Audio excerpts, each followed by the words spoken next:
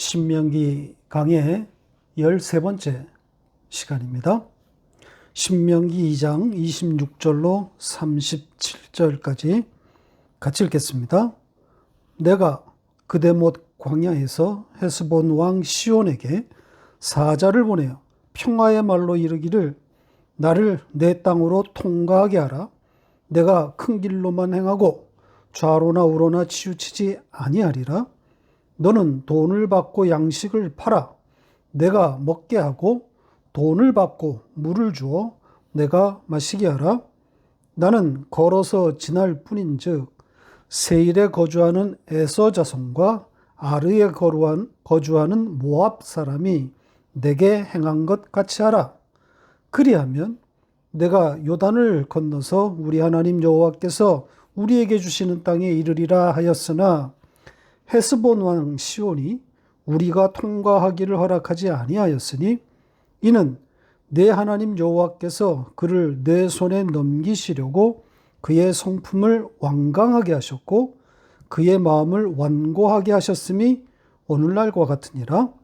그때 여호와께서 내게 이르시되 내가 이제 시온과 그의 딸을 내게 넘기노니 너는 이제부터 그의 땅을 차지하여 기업으로 삼으라 하시더니 시온이 그의 모든 백성을 거느리고 나와서 우리를 대적하여 야하스에서 싸울 때에 우리 하나님 여호와께서 그를 우리에게 넘기심에 우리가 그와 그의 아들들과 그의 모든 백성을 쳤고 그때 우리가 그의 모든 성읍을 점령하고 그의 각 성읍을 그 남녀와 유아와 함께 하나도 남기지 아니하고 진멸하였고 다만 그 가축과 성읍에서 탈취한 것은 우리의 소유로 삼았으며 우리 하나님 여호와께서 그 모든 땅을 우리에게 넘겨주심으로 아르논 골짜기 가장자리에 있는 아로엘과 골짜기 가운데 있는 성읍으로부터 길르앗까지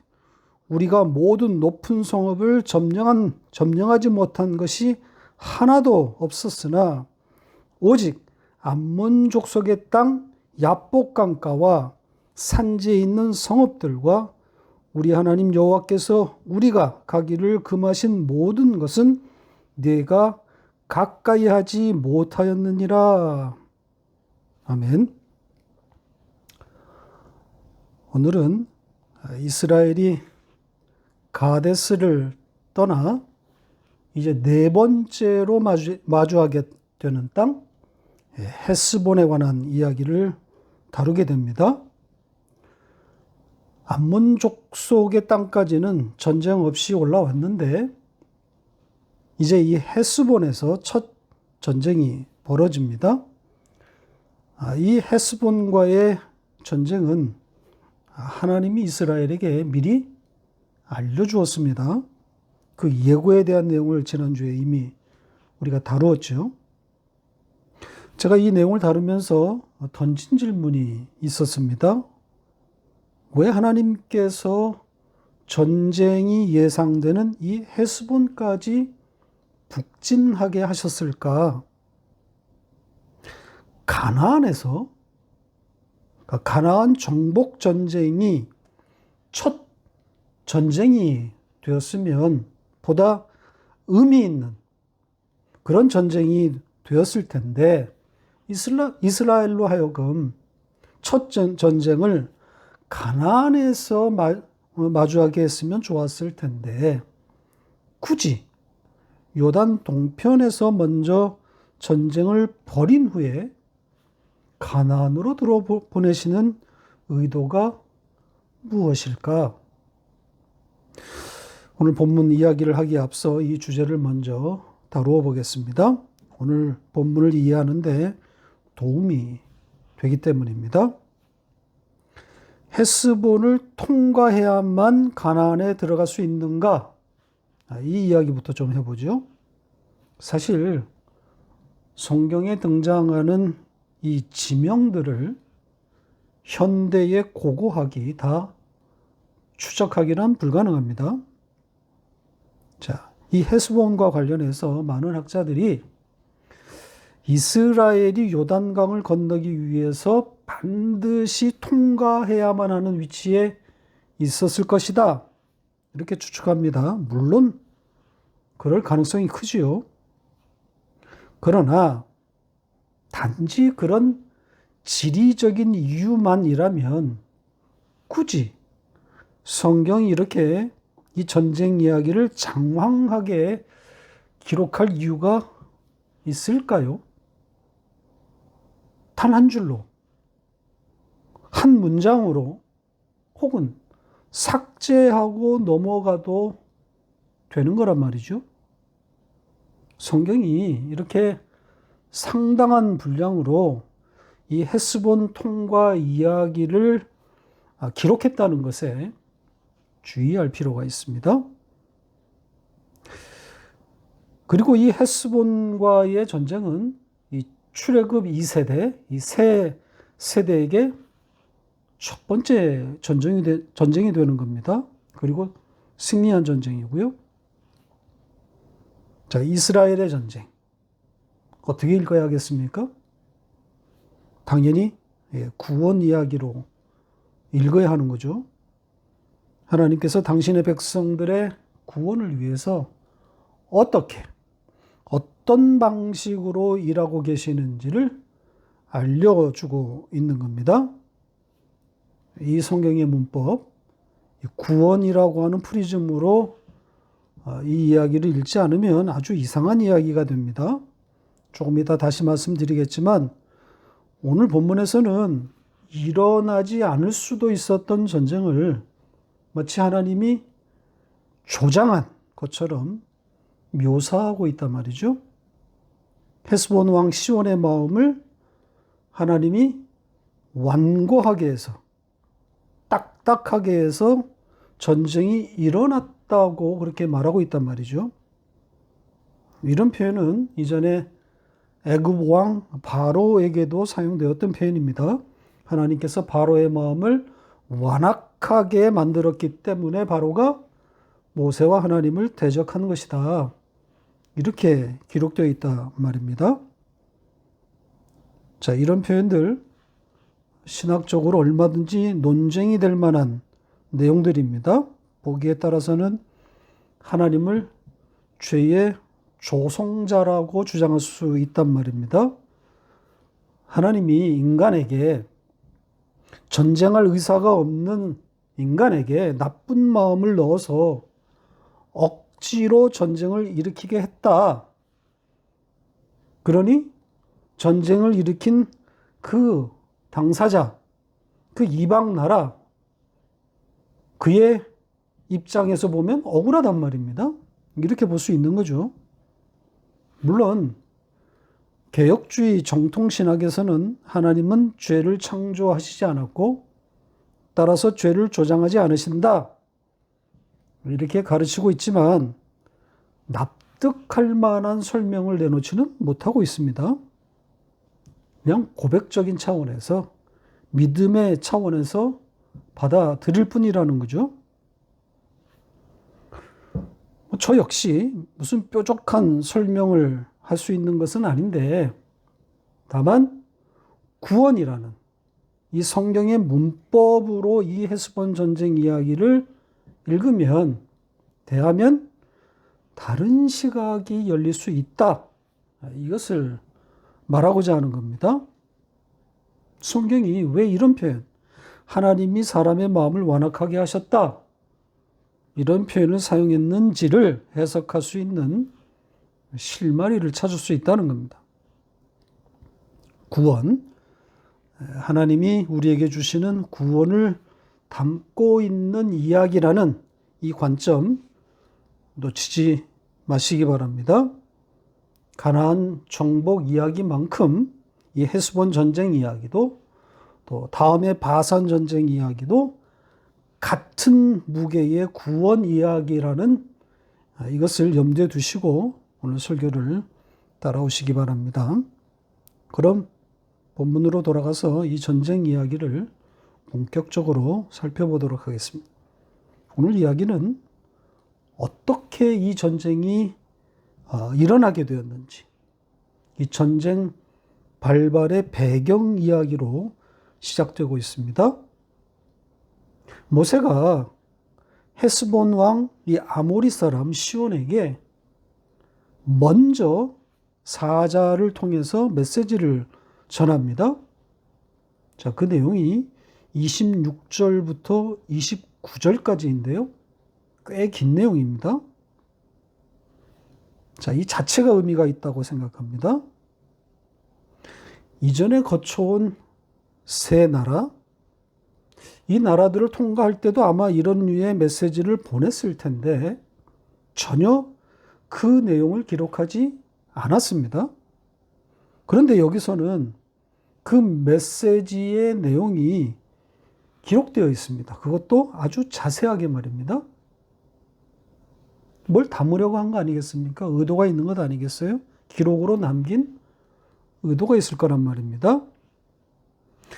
이 메시지를 받는 대상이 시온 왕입니다.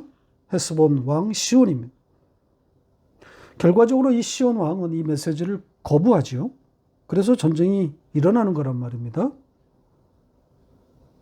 따라서 이 모세의 메시지를 거부하는 시온 왕, 이 시온 왕은 하나님을 거부하는 이 세상을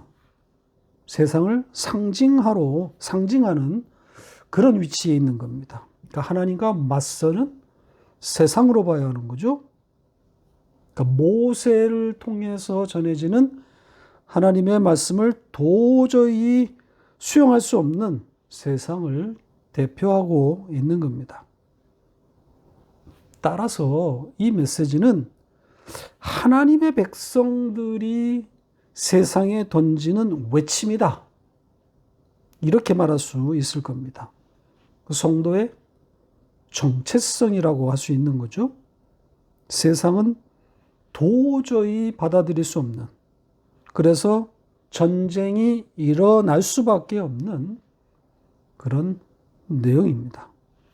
자, 그 메시지에 어떤 내용들이 들어있는지 좀 살펴보겠습니다. 크게 두 가지로 볼 수 있습니다. 첫째는 하나님의 백성은 하나님이 주시는 땅으로 가는 자들이다.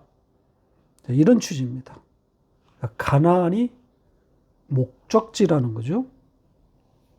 그러니까 본질적으로 이스라엘은, 하나님의 백성은 세상과 견주는 자들이 아니다. 이런 의미입니다. 세상은 그냥 거쳐가는, 통과하는 과정일 뿐 정복할 대상이 아니라는 겁니다. 모함직하고 먹음직해도 그냥 지나가야 하는 겁니다. 그러니까 하나님의 백성은 이런 정체성으로 이 세상에 소개되는 것이 맞습니다. 그러니까 비 없는 날에도 산에 올라가서 방주를 짓는 자들이어야 맞는 겁니다. 딴 세상을 살고 있는 자들이니까요. 그러니까 세상에 같이 뒤엉켜서 겨루 이김으로 정복하는, 세상을 정복하는 그런 방식이 아니라 아예 그 세상을 부정하는, 그 세상에서 나와버리는 방식으로 세상을 이기는 자입니다. 이 세상에 대한 가치를 부여하지 않는 방식으로 세상을 이기는 거죠. 자, 이런 성도의 정체성이 세상을 화나게 하는 겁니다. 우리는 하나님이 주시는 가나안을 향해 요단강을 건널 자들이야. 너희들과 싸울 이유가 없어. 자, 이 말에 세상을 대표하는 헤스본 왕 시온이 걸려 넘어지는 겁니다. 미워 죽겠는 거죠. 자, 이런 성도의 정체성을 좀 더 구체화하고 있는 내용이 또 이어집니다. 이 메시지의 두 번째 내용이라고 할 수 있는데요. 이스라엘의 사자가 시온 왕에게 전한 평화의 말, 바로 이 표현입니다. 본문 첫 절에 등장하는 표현입니다. 그러니까 이스라엘의 사자가 평화의 말을 들고 시온 왕에게 갔다는 거잖아요.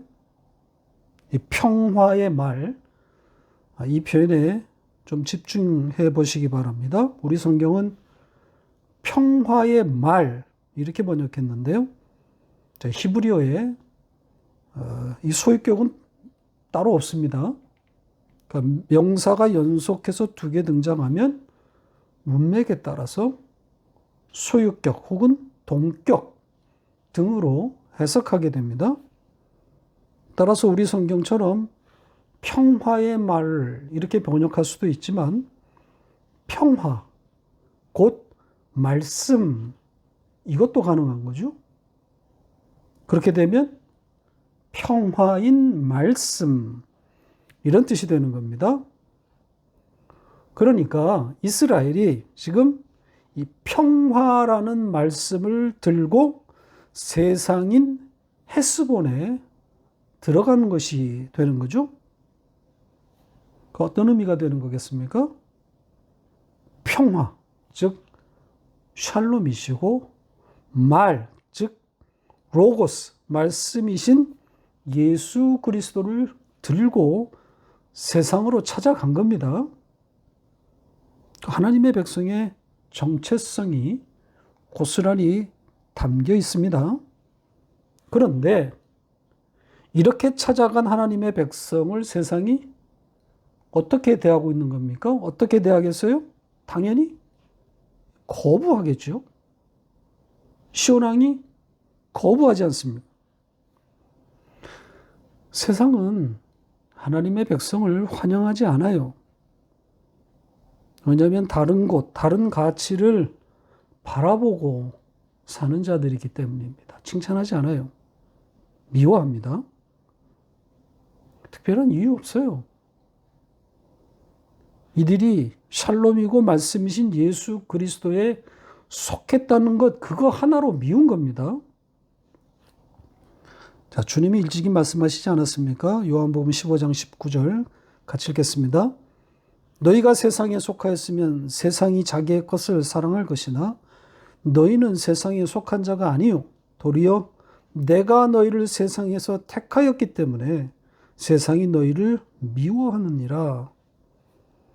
세상이 우리 앞에 굴복할 것이라는 그 환상 버려야 합니다. 그런 날 오지 않습니다. 그리스도의 계절이 오게 하자. 자, 이 표현으로 대표되는 오늘날의 기독교 세계관. 여전히 이 세계관이 교회를 장악하고 있습니다. 로마의 콘스탄틴 이후 대대로 내려온 왜곡된 기독교 세계관입니다. 여기에 속고 있는 겁니다. 자, 십자군 운동이 그렇고 이 칼빈이 제네바에서 이루고자 했던 기독교 부흥운동 이런 것들이 대표적이지 않습니까? 개종을 거부하는 자들을 하나님의 이름으로 처단하지 않았습니까? 성경을 잘못 읽었어요. 세상을 정복하겠다고, 기독교 국가를 만들겠다고, 기독교 도시를 만들겠다고 하나님의 이름으로 얼마나 잔혹한 행위를 했는지 말할 수 없습니다. 성경이 말한 세상 정복을 오해했기 때문입니다. 성경의 문법을 이해하지 못한 바로 그 산물입니다. 모든 성경이 복음이라는 사실을 알지 못한 거죠. 예수 그리스도의 이야기로 읽지 못함에서 나온 비극입니다. 그런데 안타깝고 불행하게도 여전히 이 잘못된 기독교 세계관에서 벗어나지 못하고 있습니다. 세상 속으로 이 표에 매몰되어 있습니다. 비전이라고 하는 그럴싸한 단어로 포장되어 있지만 결국 세상을 먹겠다는 거잖아요. 그리스도의 계절을 여전히 꿈꾸고 있는 거란 말이죠. 언젠가는 그 날이 올 거라고 굳게 믿고 있는 것 아닙니까?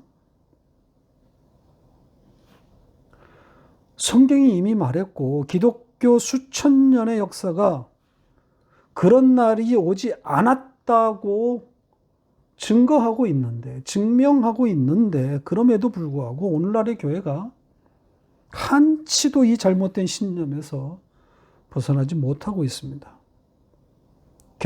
개혁주의, 기독교 세계관이라고 하는 화려한 이름으로 포장되었지만 거짓 사상입니다. 여기에 속고 있는 것.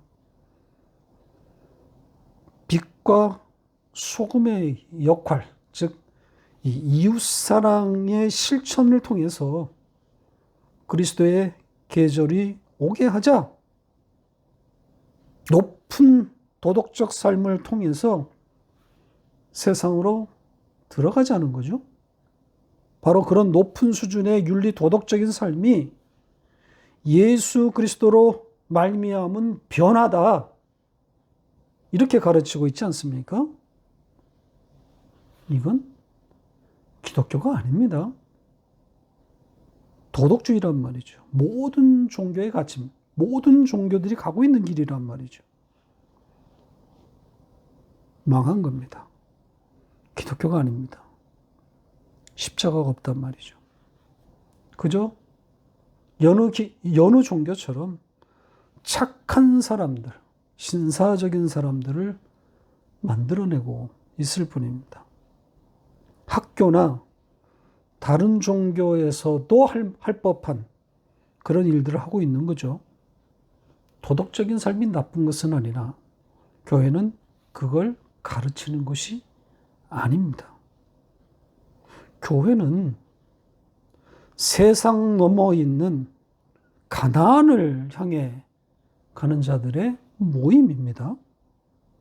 세상에서는 잘 보이지 않는, 오직 계시의 정신에 의해서만 보이는 그 가나안을 그분의 믿음에 따라 끌려가는 자들, 바로 그런 자들 아닙니까? 그렇게 끌려가면서 세상을 통과하고 있는 거란 말이죠. 자, 이런 성도의 정체성이 오늘 본문의 이 시온 왕에게 보내는 메시지에 잘 담겨 있습니다. 이스라엘은 하나님이 주시는 가나안을 향해 요단을 건너는 자들이다. 이스라엘은 샬롬이시고 말씀이신 예수 그리스도에게 속한 자들이고, 따라서 그것 때문에 세상에 미운 자 되어, 미운 바 되어 세상을 통과하는 자들이다. 바로 우리들의 정체성을 고스란히 담고 있습니다. 다음 내용으로 갑니다. 헤스본 왕 시온의 반응과 관련된 내용입니다. 30절인데요. 이스라엘의 이 사자가 전해온 메시지를 시온 왕이 거부합니다. 이스라엘의 통과를 허락하지 않는 거죠. 자, 그런데 이 시온 왕의 이 거부와 관련해서 하나님의 개입이 언급되어 있습니다. 앞에서 이미 말씀드린 바 있죠. 다시 볼까요? 2장 30절 보시는 것처럼 하나님이 그의 성품을 완강하게 하셨고 그의 마음을 완고하게 하셨다. 이런 표현이 있지 않습니까? 자, 여기 이 성품으로 번역된 단어는 루아흐, 영 혹은 호흡으로 번역되는 단어입니다. 성품과는 좀 결이 다르죠. 그리고 그의 마음, 이 마음을 완고하게 하셨다. 이 마음은 심장, 내부 이런 뜻입니다. 그러니까 영과 마음, 영과 심장, 가장 깊은 곳을 건드렸다는 그런 의미인 거죠. 그리고 반복했으니까 강조란 말입니다. 그러니까 강력한 개입이라는 거죠. 하나님의 강력한 의지라는 겁니다. 자, 앞에서도 계속 말씀드려왔지만 문자로만 읽으면 논쟁만 생깁니다. 전쟁을 조장하는 하나님, 뭐 죄의 유발자, 조성자, 뭐 이런 식으로 신학적 논쟁이 가능하지 않겠습니까? 그러나 이 성경의 문법, 그러니까 구원이라고 하는 프리즘으로 보면 하나님께서 구원을 어떻게 이루고 있는지, 어떻게 이루어 가시는지를 엿볼 수 있는 내용이 됩니다. 그러니까 하나에서 10가지 전부 하나님이 하셨다는 것 아닙니까? 하나님이 이루어 가신다. 그러니까 이스라엘의 의지, 또 반대쪽에 헤스본 왕 옥의 의지, 이런 것들이 모조리 다 무시되고 있습니다. 전부 하나님이 주도하고 있단 말이죠. 전쟁도 촉발시키고 또 전쟁을 이기게 하고. 그렇지 않습니까? 자, 이 장면에서 이 인간의 자유의지, 또 뭐 죄에 대한 인간의 책임 유무, 이렇게 끌고 가면 문맥을 놓치는 겁니다. 지금 하나님이 모든 것을 하고 계시다. 하나님이 모든 것을 주도하고 있다는 이야기를 하고 있는 거란 말이죠. 당신의 백성들의 구원을 이루기 위해 하나님이 하신 일을 지금 담고 있는 겁니다. 지금 이 30절 안에 그렇게 읽으라는 지침이 이미 들어 있어요. 다시 보세요. 하나님이 이 시온 왕의 마음을 이렇게 만든 이유 혹은 목적, 그 목적이 뭐라고 말하고 있습니까? 그를 내 손에 넘기시려고 이렇게 말하고 있지 않습니까? 이스라엘에게 승리를 주기 위해 하나님이 이렇게 하셨다는 겁니다. 그러니까 이스라엘, 이 하나님의 백성을 위해서 여기에 이 등장하는 시온은 도구입니다. 그러니까 이 시온 왕에 대한 동정을 버리세요. 아무것도 아니라는 겁니다. 그러니까 시온 왕은 이스라엘에게 승리를 주기 위한 수단에 불과한 겁니다. 이렇게 하나님은 자기 백성의 구원을 위해서 무엇이든지 어떤 것도 하시는 불사하시는 하나님입니다.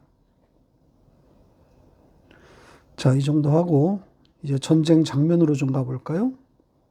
이 전쟁을 선택을 당한 이 시온 왕에 대한 또 이 나라에 대한 가혹한 처벌이 내려집니다.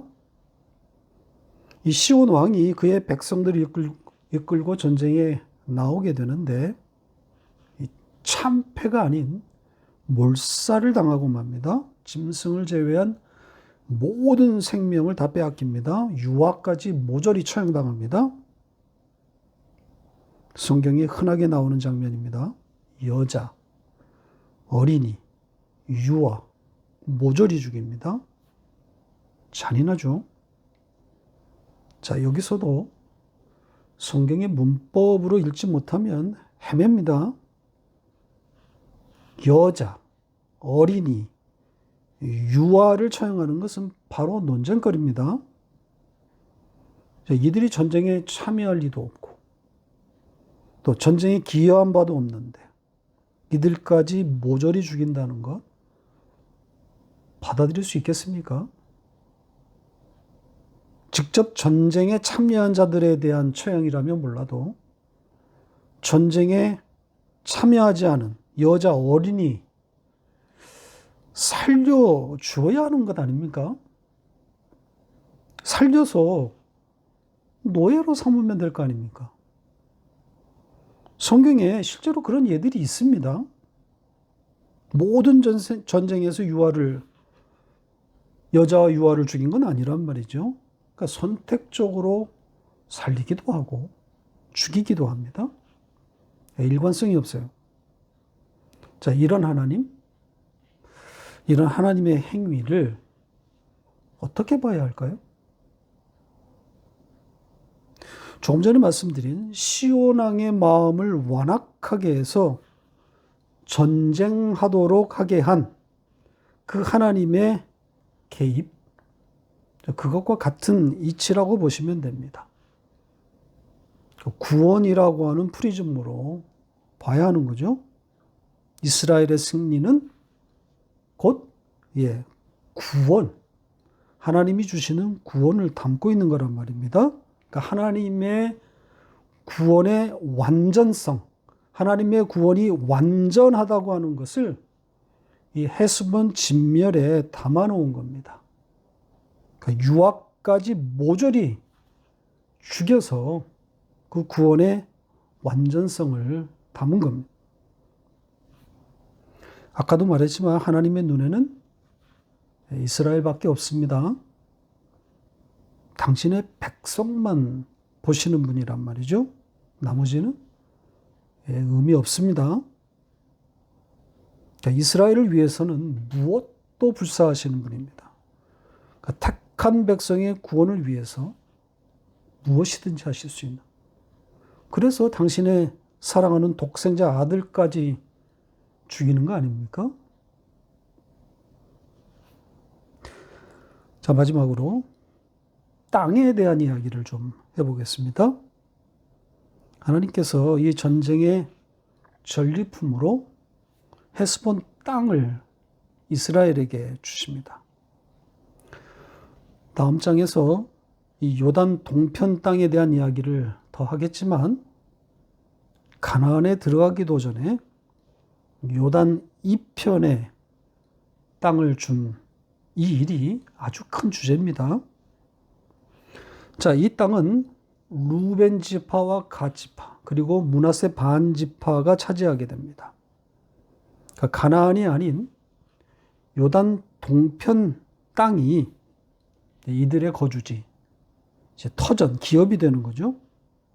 이 분배는 나중에 가나안 정복 전쟁의 논란의 불씨가 됩니다. 이 땅을 분배받은 지파들이 가나안 정복에 동참하기는 하지만 가족들과 소유물들은 남게 되는 거란 말입니다. 그러니까 들어가 땅을 차지해야만 하는 이 지파들과 그리고 지금 요단 동편에 남게 되는 이미 땅을 소유한 지파들, 전쟁에 임하는 자세가 다를 수밖에 없지 않겠습니까? 차라리 이 헤스본과 이제 다음 전쟁에서 얻게 될 바산 땅이 없었다면 일사불란하게 이 가나안 정복 전쟁에 같은 심정으로 동참하게 되었을 것 아니겠습니까?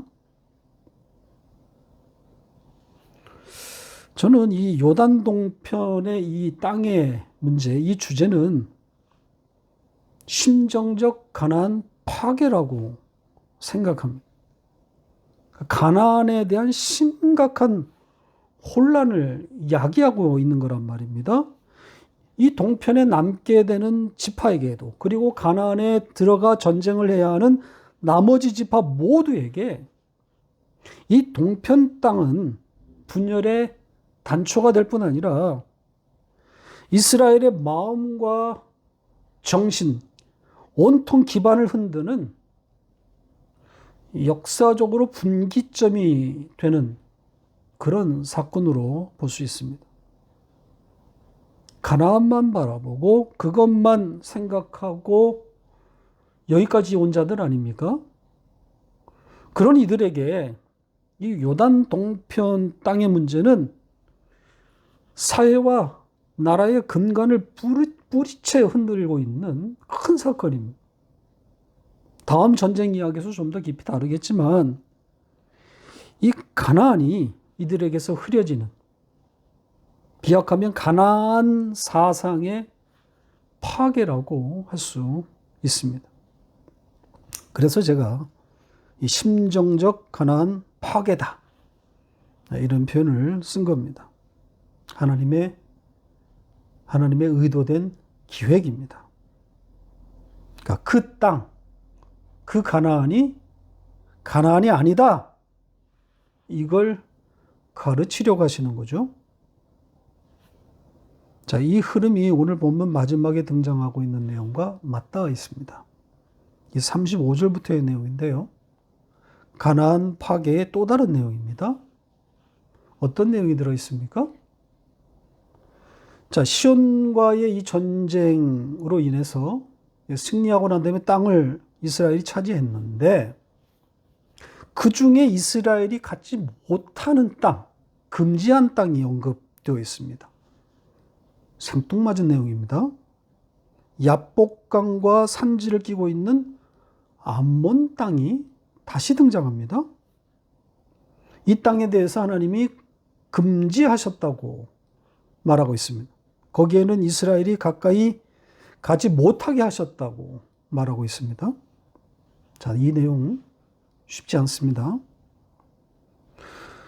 자, 암몬 족속에 대한 특별한 이 대우를 지금 함의하고 있지 않습니까?